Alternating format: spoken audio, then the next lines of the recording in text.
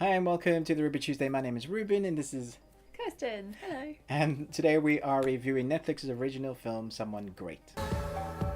Okay, Someone Great is basically about Jenny who has a massive breakup. She also gets a job offer to go and work for Rolling Stones as a writer, and because of this, her 9-year relationship is basically breaking up because he can't follow her to in San Francisco. They basically have to come to terms with what that means for their relationship. They split up, and between her and her friends, they have kind of one last night, one last day together before she has to move up and basically start a new life.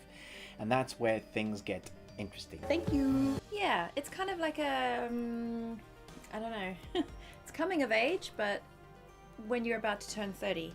Yeah, so they mention in the kind of the write-up that it's to do with some of the producers or part of the team that did Bridesmaids, but it's very different to that because it is, like you said, a coming-of-age film. There's a lot of journey that these characters go through, so which I think is probably part of the stronger parts of the storyline, where you see these three characters, they're best friends, and I feel like that's another part of the strongest part of the story, is that you believe that they're best friends. Their relationship's very believable. Their relationship, when they're bickering or joking together, you really believe that they are best friends. And I imagine in real life, I feel like that's true. Whether that's just because of their acting, which says something good about the film. Deeply obsessed with us right now.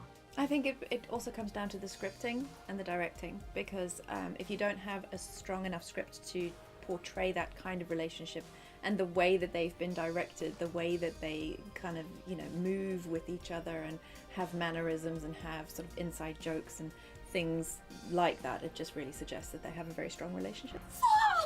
Yeah, which is interesting because this is actually the director, Jennifer. I'm not going to say her full name, it's quite a long name, but it's her first directorial debut. She has directed TV, so she's done 10 episodes before, but this is her first feature.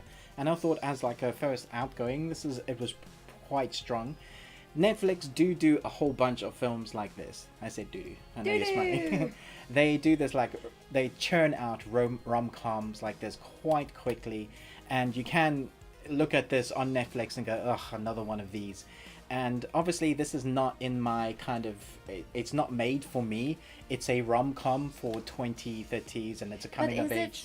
Is it a rom-com? I don't know. I thought I'm not sure. It was quite, I'm not say depressing, because that's not the right word, but it definitely tugged on your heartstrings in places. Which I thought was unusual. I wasn't expecting it. It went deeper towards the end than I was expecting, because at the beginning it did play towards those kind of rom-com tropes. You expected where the story was going to go, and I'm not saying that it doesn't do that, because in a roundabout way it kind of ticks all the boxes.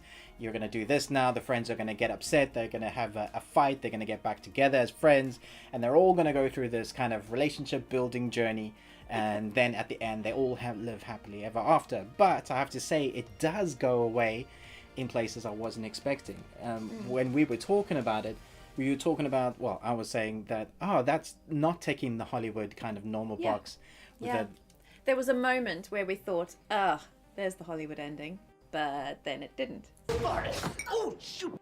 I wouldn't say that the filming is anything to write home by. There aren't like amazing shots, but there were a few where I thought, that was interesting, especially when they're doing kind of the flashbacks of her relationship, and they're building on why she's so upset and what this 9-year relationship does. There's these flashbacks, which I thought the cinematography was quite fun. They're using these reds and there are sex scenes, and made it kind of romantic but interesting to look at, and that you didn't often get a lot of sex in the sex scenes, but they did cut a few times, which I appreciated, which I was grateful for. Like, I don't need to watch porn, that's on the internet free. But I liked some of the shots. I thought they were creative with what they had. I can imagine it must be quite hard to be creative with a rom-com drama coming of age story, but they did some things that I thought, okay, that's interesting. It kept me engaged in that way. Thank you. I definitely think where the film is strongest is with the three leads, with the three best friends. And Gina Rodriguez, you may recognize her voice. She is the new Carmen Sandiego for Netflix. She's done that Netflix original animated series, which I reviewed and I thought was pretty cool. She's also going to be in the live action adaptation of that Adaption. Adaption. It's a Adaption. new word. Every review, I make up a new word. Yeah, it's good. Adaptation, which I'm not eager to see because I don't know how they can do it justice, but maybe. But I thought she was okay. But there were her best friends that I thought they were fantastic. they were really great. This feels like that. I came away feeling a number of things, but I first of all felt pretty old. Because my life doesn't look like their lives at all. In fact, I wonder if my life ever looked like that. Maybe that's a good thing. I'm not sure. But also I wonder, like, maybe it's just because I am sort of like nearing middle age. I'm probably, I mean, let's be honest, I'm totally in middle age. I have teenage children, you know, I live in suburbia. But the drugs and alcohol kind of freaked me out just a little bit, if I'm honest. Yeah, I mean, it's not my life experience. It's not the life experience of anyone that I know. And it freaked me out a little bit that it was just so normal, that it was just so, this is how we have fun.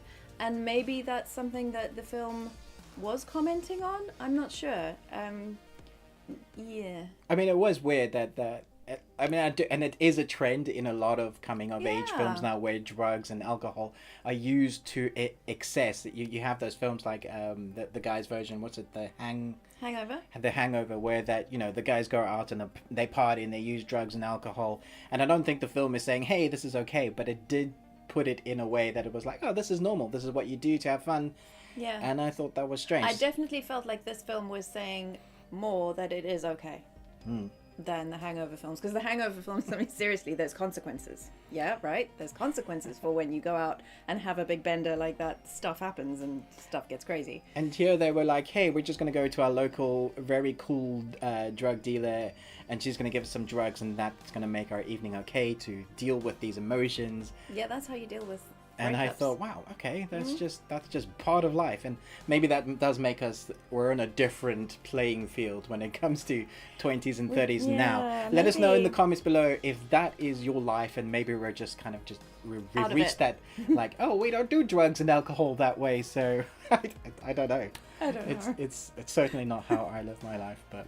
Yeah, I mean, it also made me feel really nostalgic for, like, when you were young and you had friends who were crazy and you went out and did crazy stuff. And, you know, I guess there's a bit of nostalgia there. Obviously, I didn't do quite as crazy as Maybe we they need do. to go gay crash our neighbours' parties and just feel young again. Maybe. That would be an interesting night. But, you know, all in all, I thought it was better than the majority of the kind of rom-com drama thrillers. Not thriller, rom-com dramas on Netflix. I thought it was handled well. The story was somewhat believable. If this is your type of like genre, then I think you'll probably really enjoy it. Yeah. If you don't enjoy this type of genre, then you might not. It might not be your cup of tea, especially as a dude. But I thought there were moments that I enjoyed. I really enjoyed the camaraderie, the relationships with the girls. I thought I really bought into that, and that for me held my attention. Yeah. So I would give this film a C+. What would you give this? Yeah, maybe, because there was definitely a dip in the middle where I was going, how much longer? Which is not what you want to be thinking when you're watching a film. No. But then it got better towards the end. Yeah. So it was like, it started and then there was a null and then it got better. Yeah. Yeah, maybe a C. C Cool. plus, C plus, B minus, maybe. I don't know. But do let us know in the comments below if you're going to watch this, or if you've seen it, or what you thought about it, and you've come along to see what other people thought like us. Yeah, do let us know about the kind of the drugs and alcohol Is use. that real life? I'm not interested sure. to know I don't about that. But thanks so much for watching this review, and until next time, remember, live long and cheap.